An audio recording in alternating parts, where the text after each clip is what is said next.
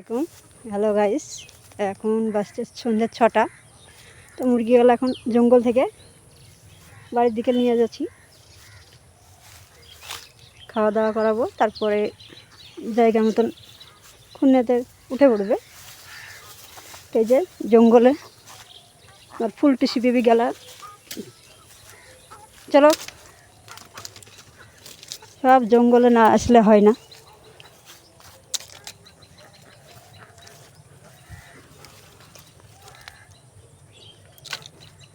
আগের বয়লাগুলো সব খেয়ে নিল, গলা টিপে টিপে কুকুরে মেরে ফেলেছে তো অনেকগুলাই। 3টে বয়লার, তারপরে মোট 7টা মুরগি আমার শেষ করে দিল। আর মাত্র আছে 8টা মুরগি। অনেকগুলাই মুরগি ছিল, সম্পূর্ণ সব শেষ হয়ে গেল। মানুষ পোষার চেষ্টা করলেও আল্লাহ দিচ্ছে ঠিকই, অসুখ বিসুখ থেকে দূর করে রাখে। আমার মুরগিগুলো সবসময় সুস্থ থাকে। আমি ঘরোয়াভাবে আদা রসুন এসবগুলো খাওয়াই সুস্থ রাখার জন্য।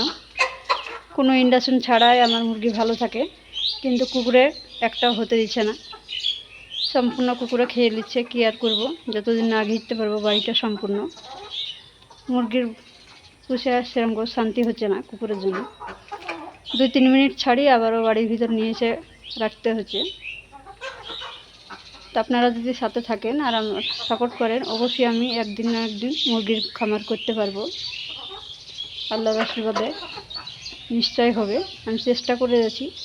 তো কুকুরে যেহেতু খেয়ে কমে দিচ্ছে, তো আমার এই কড়া থেকেই দেখি কত দূর আগাতে পারি।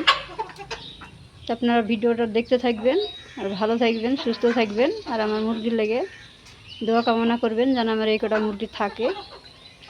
আগামী ভিডিওতে আবারও দেখা হচ্ছে। টাটা।